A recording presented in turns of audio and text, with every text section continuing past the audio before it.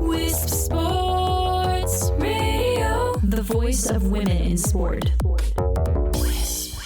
Hello, and thank you for downloading the WiSP Sports Desk here on WiSP Sports. This is our weekly news magazine show.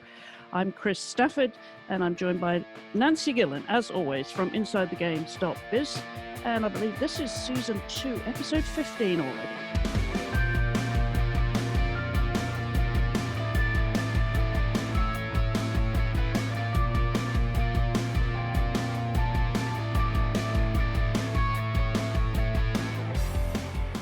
Well, Nancy, this week I brought somebody along to join in the conversation, and I think I got lucky because she's not as busy as she would normally be.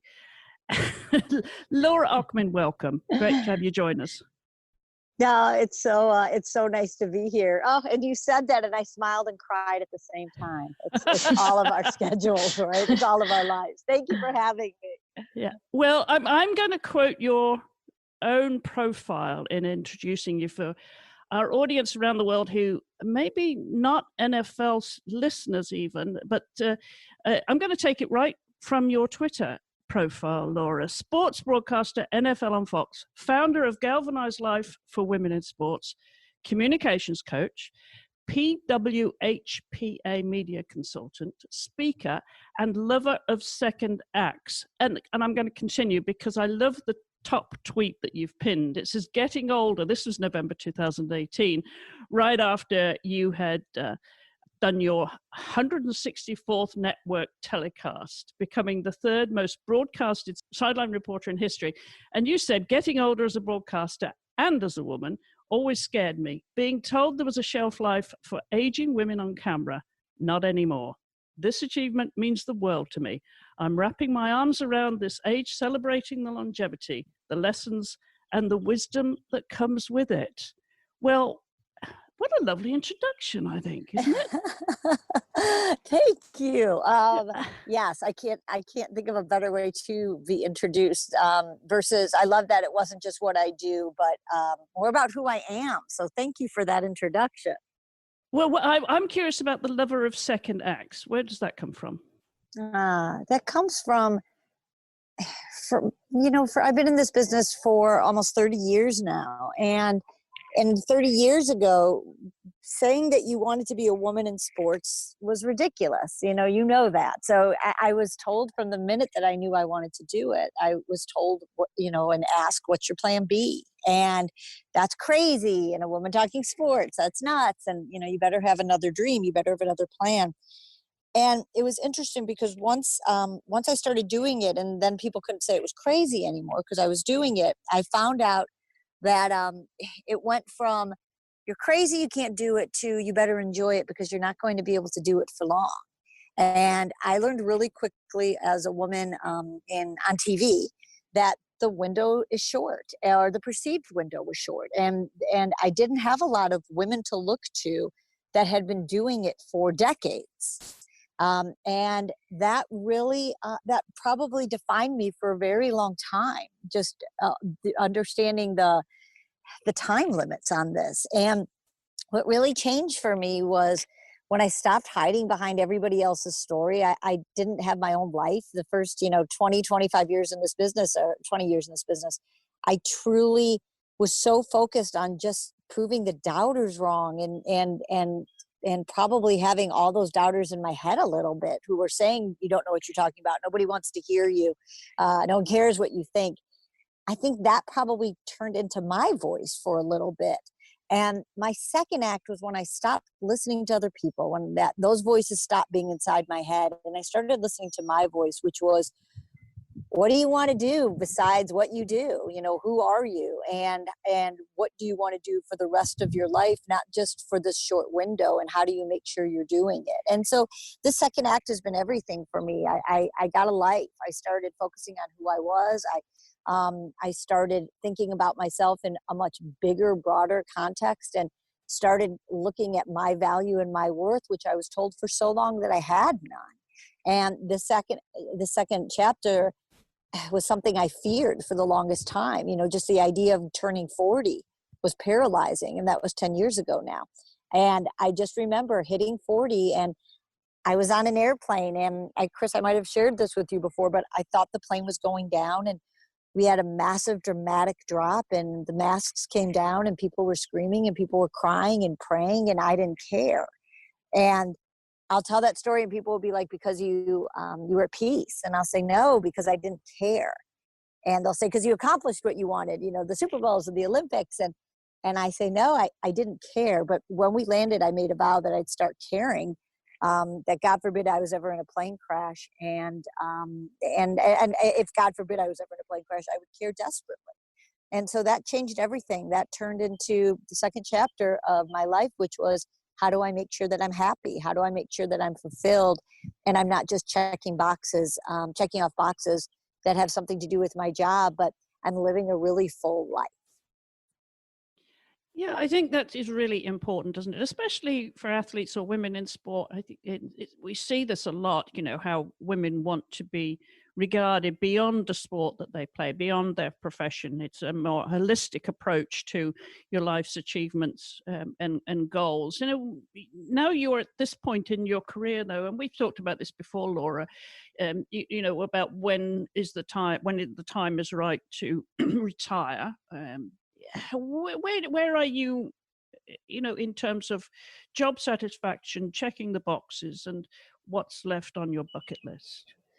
I think I've stopped checking boxes, and what I'm finding is the more I'm authentic, the more I'm doing what I love, the more I'm being true to what I say, which is I only want to partner with people that that I want to work with, and I want to do things that I feel passionate about. When I stay true to that, the most amazing opportunities come your way, and people and people and jobs and just just wonderful things. I find that when I sell myself, or when I push, or when I fight, for something, which I did for so long, like over here, yes, it's, I know what I'm talking about. I know what I'm talking about. I just found that everything was so hard then. And so now what I say is, I don't check boxes anymore. I stay really open to, let's see what the next opportunity is. And the next person that comes my way that I'm like, you're terrific. Let's see what our puzzle pieces are and how can we fit them together? Should we fit them together? And I'm taking more opportunities and more risks and more leaps that way, because instead of checking those boxes and making it linear, I'm really just kind of opening my arms and going, let's see what comes my way. And that's led me to some incredible opportunities that I never would have imagined 10 years ago, let alone, 2 years ago or a year ago. Just the media consulting and now I do a lot of public speaking. That wasn't on any kind of list I wanted to do. And now those things light me up like crazy. I love them. And so I think I probably don't use the word retirement. I just kind of am always going, am I feeling fulfilled right now? And if the answer is yes, then keep doing what you're doing. But sometimes when I feel stuck, or when I just feel like I'm not fulfilled or I'm not growing, that's probably when I challenge myself more to say, well, what is it that you're missing? What is it that you need?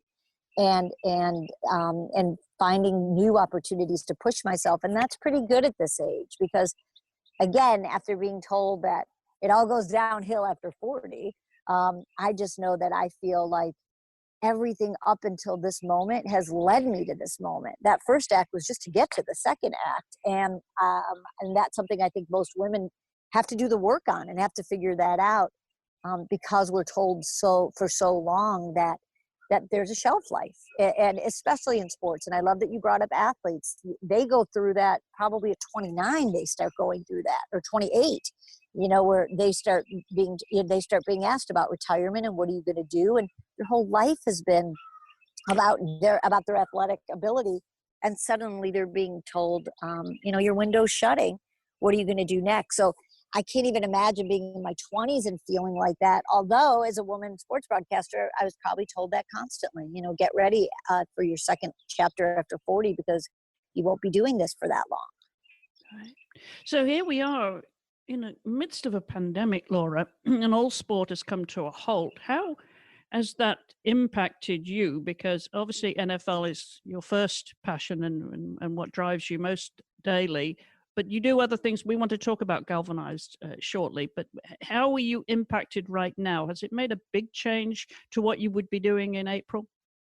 You know, I'm probably doing, I'm doing a lot of things that I was hoping I would do, but having to, like everybody, alter them.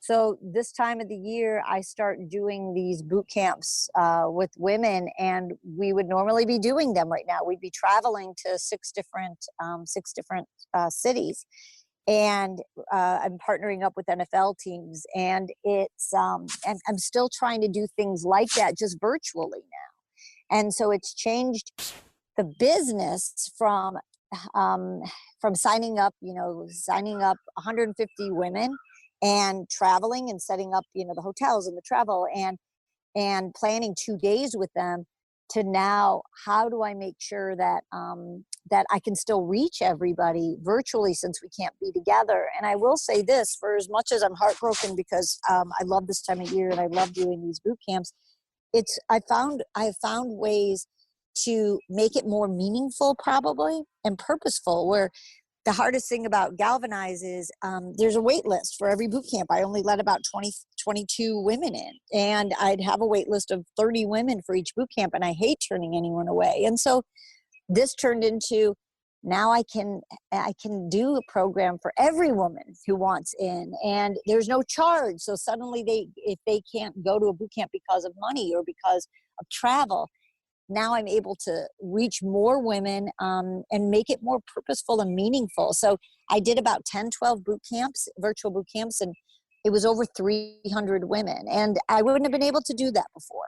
So I think it's affected me in terms of making me think, what am I loving doing? And what do I want to keep doing right now during my football off season? But how do I make it virtual? How do I make it meaningful?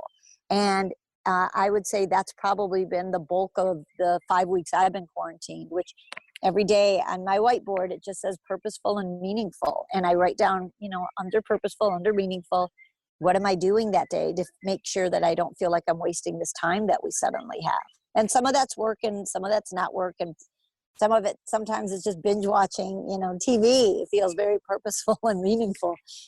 So some of them are bigger goals and hopefully bigger things that I'm doing. And some are very small and just self-care. What am I doing every day to make sure I'm doing something meaningful just for me, my husband, and my puppy? Yeah, let's not forget Booyah, your puppy. Well, he's no longer a puppy, is he? He's 2. Our dogs are always perpetual puppies, right? That's what I like to think. Yes, exactly. Exactly. All right. Well, GALvanize, of course, is something you started, and you touched on the boat camps that you do, the workshops, the coaching. You're really about empowering women in sports broadcasting.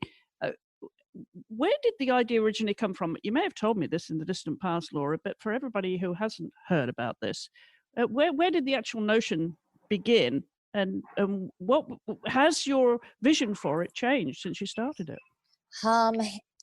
I'd say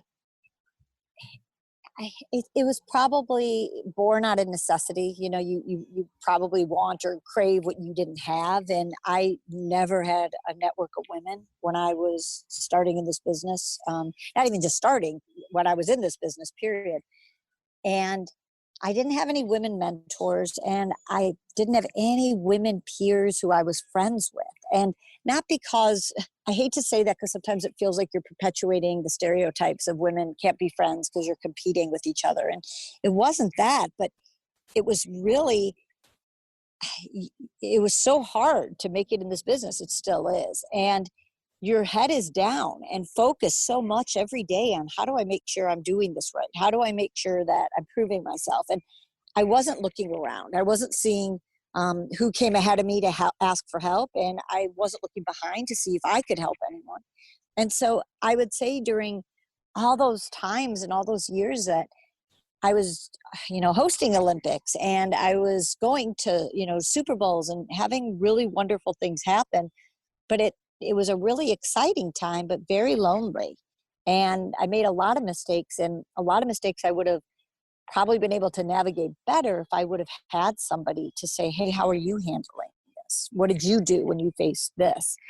And I'm fortunate where I started seeing something probably when I was, close to, 35. But I started seeing all of these young women get thrown into these opportunities that they weren't ready for. And I think if I was younger at the time, I would have been very judgmental of the women and probably, been like, they didn't pay their dues. Why are they up here? They don't belong here. I'm fortunate that when it started really happening, I was older and I was more motherly. And instead of being judgmental, I got really protective and was like, how can I help? How can I make sure that when these women are thrown in, maybe it's too soon, but at least they'll have somebody to help them go through it. And that's just sort of where it was born. The first time I did a boot camp, it wasn't called GALvanize. There was no name. It was just thinking, how can I help? And is there enough women who want to be helped, who need it? And it took me about 3-4 months to find 20 women who said, yeah, I'll try that. And then since then, it's just has grown so much. It's been over 2,000 women, and it's been an incredible network of women. And what I probably most love about it is every boot camp's magical. It's just 2 days of empowerment and 2 days of really gaining confidence in yourself and in other women. And I'll end the 2 days, and every single boot camp, the women will cry at the end, and they don't want to leave each other. They really are inseparable. And they'll all say the same thing, which is, what if I never experience this again in this business? And what I always say to them is, the only responsibility you have after GALvanize is you've got to take this and you've got to bring it home with you. And so if you're going back to your station, if you're going to your network, if you're going to your school, whatever demographic you are, you've got to go grab the women in your building. There won't be many, there might be 3, but you've got to grab them and say to them, let's do this together. I've just been, part of this amazing experience with 25 women. Let's create that here. And so I'll always tell them there might only be 25 of us, which doesn't feel like a lot, but if you all do that, that's 25 cultures we just changed.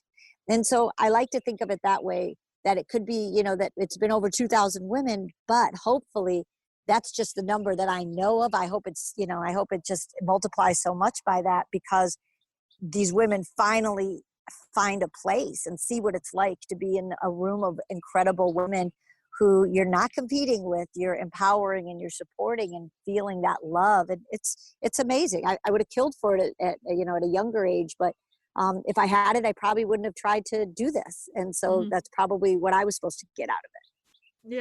Yeah, we all find our way in life, don't we, and what we are supposed to be doing. And you certainly have found that. And I'm wondering now, obviously this is impacting you on a daily basis and changing the way you're doing things with them, with the boot camps. But when you look at the bigger picture of sport and the impact this is having on sports organizations and clubs and worldwide, not just in the States, that are so many that are really being impacted permanently, it would seem. What's your perspective of this and how it's going to potentially change the face of sport? And also the second part of that, of course, is the opportunities for women to get into different roles, Laura. I know that's a big question, but I just want to get your take on what you're seeing from your view of the world of sport right now.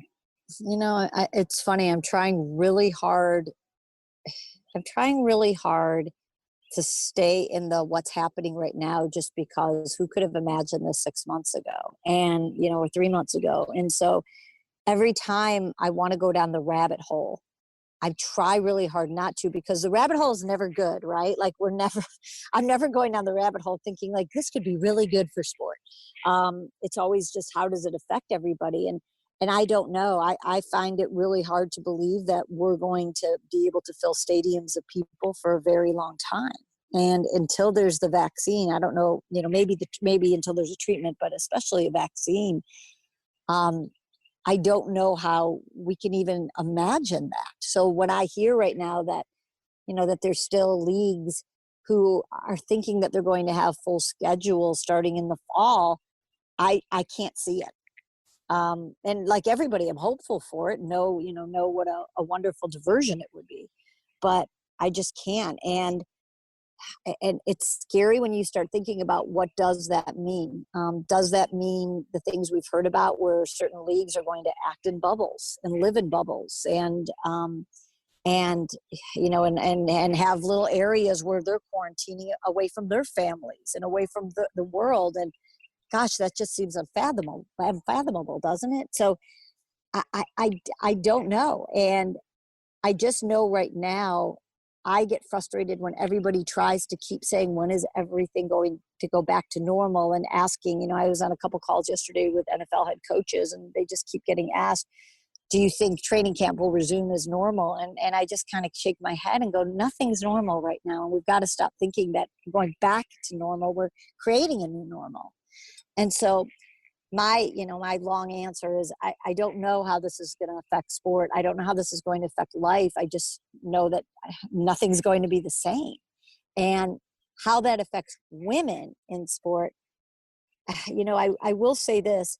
I'm getting ready to do something this week where I'm doing a virtual class with an NFL coaching staff. And the whole purpose of it is to help them get deeper with their players and how they can do that virtually and how to make sure that they're getting to know them better. And I love that I'm being brought on for this, you know, for this conversation. I love that this group of men, and it's an entirely group of men, want to get better at it and want to make sure they're using this to their advantage. But how this helps women is we're really good at this, and I hate to stereotype, because there's certain men, of course, who are, and there's certain women who are not. But I'm going to stereotype a little bit here when I say what we're really good at is getting deeper and asking deeper questions and not being afraid of personal questions. And even when we ask the difference of a woman reporter, let's say, asking these questions versus a male reporter. I've had many athletes over the years, men and women, say to me, even when a woman and a man are asking the same question, it just feels a little different from the woman. It feels easier in terms of that they care about the answer. And so I think about that stuff now, and I go, boy, I hope that women really understand our value as storytellers right now. That to make sure that we're going deeper, make sure that we're building trust more, that we're building these relationships to be able to talk about things other than X's and O's. Because as women, we've been taught, if you want to make it in this business, you better know as much as every man. And it's all about your knowledge of X's and O's, which is important, but also not forgetting what we're really good at, which is that relationship piece. And I think that's going to be more important than ever as we're doing everything virtually. And as at a time when it's hard for me to imagine having an interview with anybody right now and not talking about how this is affecting you. It's just, I just can't think of a bigger waste of my time or anybody's time, either asking the questions or answering, if you're not talking about how life is affecting you at this moment. And that's just so much bigger than sports. And I think women are great at that. And I hope we use this to our advantage. Yeah, I think you're absolutely right. I mean, our communications can and will, I think, already are going deeper. So, yeah, it's a good message, Laura. Nancy, do you have any questions before we let Laura go here? I was quite interested about what you were saying at the start, because I think I'm kind of at the start of my sports journalism career, and it was quite interesting what you were saying about, you know, you kind of pick and choose what you do and so on. And I think kind of when you're at the start, there's more, not kind of panic, I suppose, but you kind of want to do as many things as you possibly can, I suppose. I suppose it's kind of being like a child at a sweet shop, you know. You know, especially with my job as well, I kind of get to go to a lot of events and so on. So I suppose kind of, you know, how do you kind of pick what you really want to do? Is it kind of like, do you just feel, you know, does it feel right? Or is it kind of more of you started to pick particular interests that you started following? First of all, it's hard, isn't it? Because who doesn't go into a sweet shop and think like, well, that chocolate looks good. The only thing that would look better are 25 more chocolates on top of that. You're in the middle, Nancy, of all these decisions that are going to change your life at this moment. And I think sometimes what I'll try to always talk about with my women who are in the beginning of it is really trying to get them to not see a sweet gig, not see a sweet job, but what's the career you're looking to build? Look around. You know, the great thing right now with women in sport is there's so many more than when Chris and I got in. But also, that's the great thing. But a lot of times you start looking around at what everybody else is doing and you compare yourself to that. And what I'll always say to all these young women is make sure you're looking at the older women. Make sure you're looking at us to see how have we made a career that we're still around. And pay attention to that. Don't just look at women that are your age and you're like, oh, I love that job. Oh, I love that one. And the biggest thing to me is, as you're creating right now, what your path is not getting caught up in everybody else's path. And that's really hard in the beginning because it's just, why is she getting that opportunity? Why is he getting that opportunity? I thought that was my opportunity. That's what I wanted to do. The great thing about, this business as it grows and grows and grows, there's so much success available for everybody. And it's to really stay focused on yours. I'm very mindful that my answer is different at my age than it was, at your age, because at that time I did need to give up my life because my life was creating this career. And I always think if I knew then what I knew now, would I have maybe not gotten as far because I would have wanted to create a full life if I hadn't given up everything. And so I say that saying to you, you're going to make really difficult decisions. I know, I moved about 12, 13 times, and my mom passed away when I was, in Montgomery, Alabama, and I lost so many friends along the way because I kept moving and just didn't have time. And so what I hope for you is that you'll create a full life and that you don't have to wait till you're 40 and God forbid on a plane you think is going down to go right now. Am I loving what I'm doing? Am I proud of how I'm doing it? And does this feel right now? And really and start taking stock in the opportunities that are coming your way. And this is for everybody. Am I saying yes to this because I want to do this? I'm going to grow from this. It's going to set me up to succeed. Or am I doing this because I'm scared to say no? Because I think I can't turn down anything because I think somebody else is going to get this opportunity. And if you just play it through instead of just saying yes to everything, I just think that starts showing you your value and your worth also, that you don't need to say yes to everything. But also making sure that you're being aware of the full picture in your full life. And I know that's such a big answer, Nancy. That's so hard. And again, this business takes so much from you. But I think it's so important to make sure that you see it a little bit bigger than just right now, I need to say yes to this job. Yeah, no, it is really interesting as well to hear perspective of, someone that's kind of has the hindsight to look back as well. So yeah, no, that's really interesting. Thank you. Laura, I always enjoy talking to you. You know that, my friend. So thank you for taking the time to come on the show. Anytime. And it's like we finish these conversations and I'm like, the best part is it doesn't matter if we're on the air or off the air. They feel the same because you're so wonderful. Although hopefully when they're off the air, I get to ask you a lot more questions instead of this one-sided nonsense. But thank you so much for having me. I so appreciate everything that you do for so many women in this business. And thank you for including me in that list and having me. Oh, well, anytime, Laura. And yeah, just keep on kicking on with GALvanize. And yeah, we will be following in your tracks. You know that. You're leading the way, woman. I so appreciate you, and especially from you. So thank you. I so much appreciate you, Chris. And Nancy, so great to talk to you. Stay safe, Laura, and thanks again. Thank you. Bye, ladies. Well, that was wonderful. It's great to catch up with Laura, as always, and hear what she's doing with GALvanize too in these very difficult times for all of us. So I hope that's given you some inspiration. Nancy, the reason for the show every week is to bring news as well. And we've said in the last few weeks, because we've been talking about nothing but the coronavirus and the impact that this has been having on sport worldwide and events, has really only led to one conversation. But you've been able to pick quite a few related stories. Yeah, so the first story I have is concerning the postponement of the Olympics, which we've talked about kind of a lot over the past few weeks, but obviously it is kind of the biggest sports story now, and it probably will be for the next year or so. And the story is kind of about the costs that are going to be associated with holding the Olympics. And I think it's expected, obviously the Olympics cost a lot anyway to hold, but it's expected that kind of the postponement and sorting out venues and so on is going to cost a lot more. So there's kind of been a bit of an argument about who's going to pay this.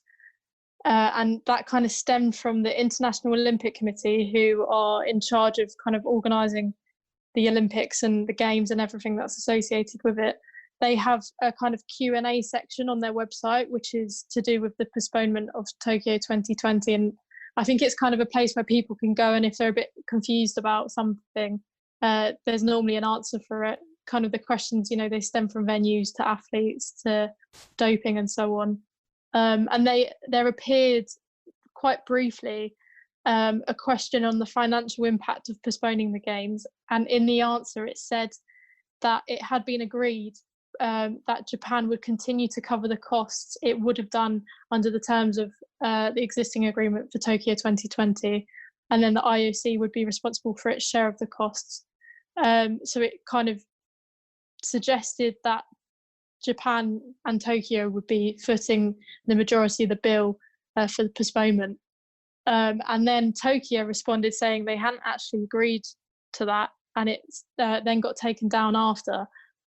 So you can kind of see some fault lines already starting to appear.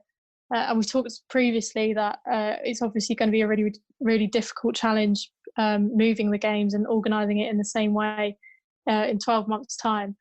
But it kind of seems already like there's a bit of miscommunication there and a bit of stress kind of appearing. And I don't quite understand why that did even appear on the website before it had even been agreed. So yeah, that's kind of a bit of an interesting story there, because it's not often that you see kind of a visible disagreement between the IOC and whoever's organising the Olympics. And then also another cost story to do with finances. Or kind of worldwide, the coronavirus pandemic is affecting the finances of all companies and organisations. But sport federations are in quite a bit of trouble as well. And we've talked previously about USA Rugby filing for bankruptcy, and that's official now. So they are kind of officially in quite bad financial trouble. And it's kind of quite expected, because obviously all sport events are stopping. So in terms of stuff like revenue and tickets and advertising, broadcast deals, all of that has come to a stop. So the main way that federations and organisations make money has stopped. So hopefully, World Rugby have said that they're going to try and help out federations that are struggling, and hopefully we won't see kind of the end of that, because USA Rugby, even though it's not the most popular sport there, they've, especially their Rugby Sevens women's team, are pretty good. And it'd be a real shame to see them go under. So hopefully they'll be able to kind of pull themselves out of trouble there.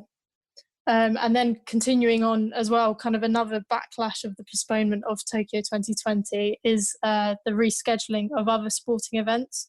So we've already had quite a lot of sporting events move, such as the World Athletics Championships, which moved from 2021 to 2022.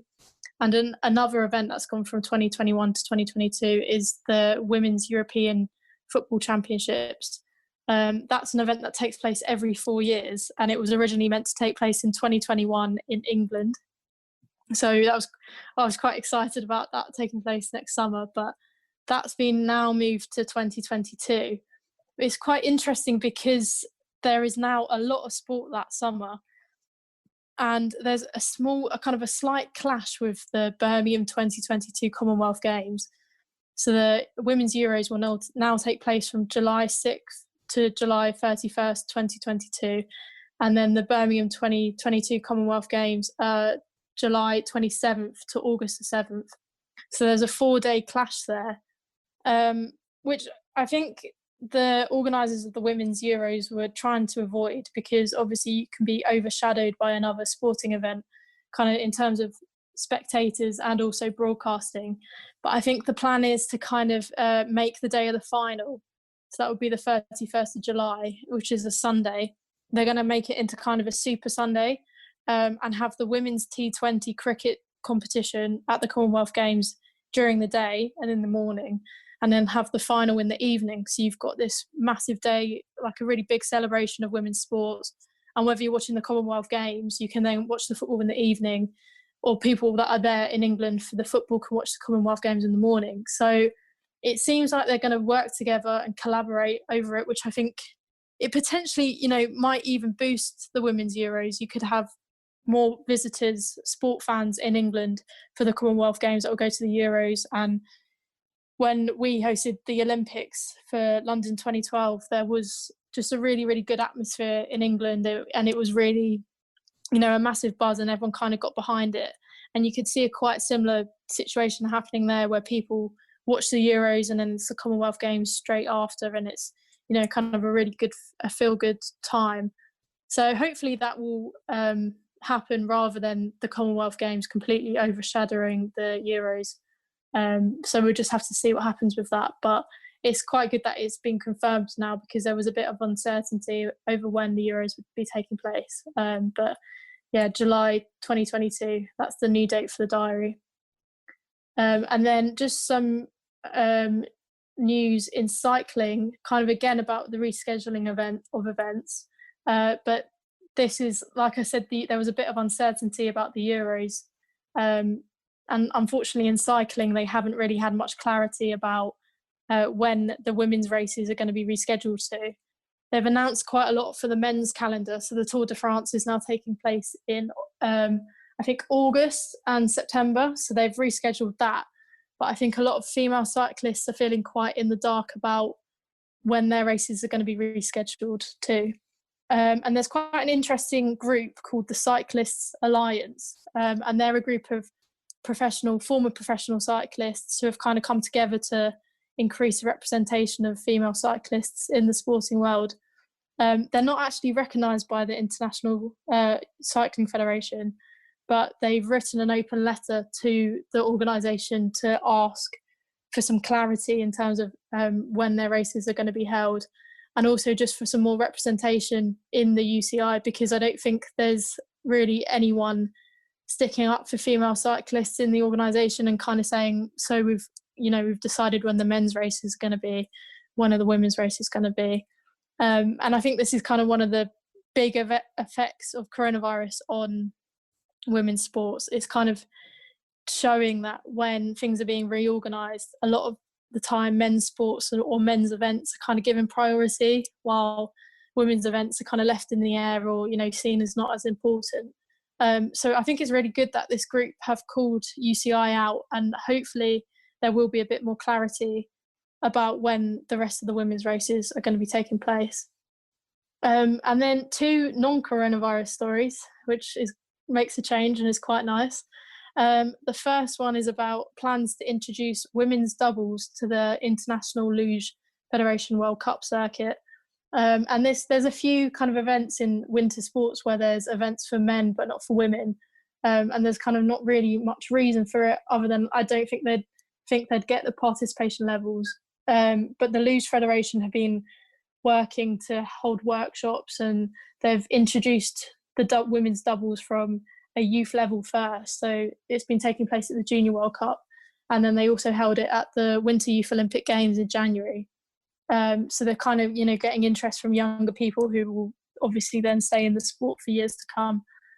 So it now plans to introduce women's doubles to the World Cup circuit from the 2021-2022 season, so next year's season, which I think is a really good move. Like, it's kind of hard to understand why they don't have events for both men and women, these days. I don't really think there's much excuse for it. And then it also helps the IOC achieve gender equality at the Olympic Games, because they want an equal number of men and women competing in both. So that will also raise the number of women competing at the Winter Olympics, which is, again, good news.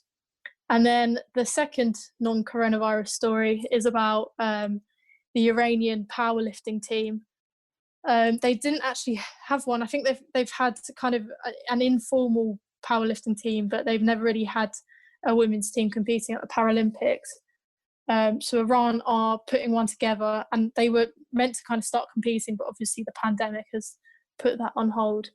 But interestingly, powerlifting is actually Iran's second most successful sport at the Paralympics. So it's kind of, again, a bit of a surprise that they didn't have female powerlifters competing anyway, even just kind of for a cynical reason to help the success at the Paralympics. But yeah, that's all going to change quite soon. So for a country that doesn't really have that much respect for women's sport, we've seen in the past, you know, they don't let women watch their football matches or volleyball matches, and there's kind of been they've had some Olympic medalists and Olympic champions defect from Iran because they feel like they're not treated with respect. This is, you know, good news that a country such as Iran are going to kind of focus on a women's powerlifting team. So that's all the news from this week. There's quite a good mix of coronavirus and non-coronavirus stories, but I think in the upcoming weeks, we're going to see more stories about how coronavirus is really affecting women's sports. And I'm kind of just hoping it's not too negative. Like, there are some positives that come out of it as well. Yeah. Well, that's a great selection. As you say, there's, you know, people are starting to make longer term or decisions, or how they're going to emerge. I mean, in terms of the organizations and the events themselves, how they're going to emerge from this. So thank you, Nancy, for gathering all our news again this week. Before we go, you know, you and I off air had set each other a challenge. And I think we mentioned this a few weeks ago about, you know, what activities we're going to be doing to stay fit. And you had said you were going to bike. You found a bike in your bike shed, but it needed a bit of TLC. So how's it going? Yeah, no, I have actually been out on it a few times. I forgot to take photos, but I will next time I'm out on it. I got it to work, and then just been using it for my daily exercise. So it's really good fun. I am a big fan of cycling. It is, you know, obviously not as intense as running, but it gets you out, it gets you active. Well, for those of us like you and I who have joint problems, this is a great way to exercise without having the concussion on your joint. So I'm with you there. We should be posting photos. So I'm expecting you to show the colour of your bike as well. Your BMX bike. More adventurous than I am. Awesome. All right. Well, we will be back next week, of course, with another episode of the WiSP Sports Desk, bringing you the very latest news from around the world of women's sports. I want to thank again our guest this week, Laura Okmin. You can find out more about GALvanize by going to Laura's website at lauraokmin.com/GALvanize. And as always, there will be links to this and to Laura's social media. That's going to be on our website at wisports.com. And as always, you could follow us and join in the conversation anytime at WiSP Sports. And for Nancy, that's going to be on Twitter at Nancy_Gillen. And all her stories, of course, can be found at insidethegames.biz, B-I-Z. So Nancy, anything exciting happening in the next few days then to keep your pen flowing, the stories that you're following? Well, I've just seen this actually, but Phil Neville, the England women's football team manager, who I'm not the biggest fan of, the FA are going to announce his future tomorrow. And this is kind of, I think his contract was set to end at the end of the Euros. So it was meant to end next summer after the Euros had finished. But because it's now been delayed, I think they've had to agree whether they're going to extend it so he takes control of the Euros in 2022, or if they're going to find someone new for it. So they've, a bit weird, because normally they just make the announcement. They've announced that they are going to announce his future tomorrow. So I'm going to be looking out for that, because I personally want him to leave. So hopefully he will. Well, we know your position here, Nancy. And actually, I have to say, we talked about this off air, and I'm with you. So yeah, we'll follow that story. I know you'll be on it, and we'll bring it to you next week. And in the meanwhile, of course, thank you everybody for listening. Do stay safe, and don't forget to chip in the conversation at WiSP Sports. We'd love to hear from you. Until next time, thank you for listening. Goodbye for now.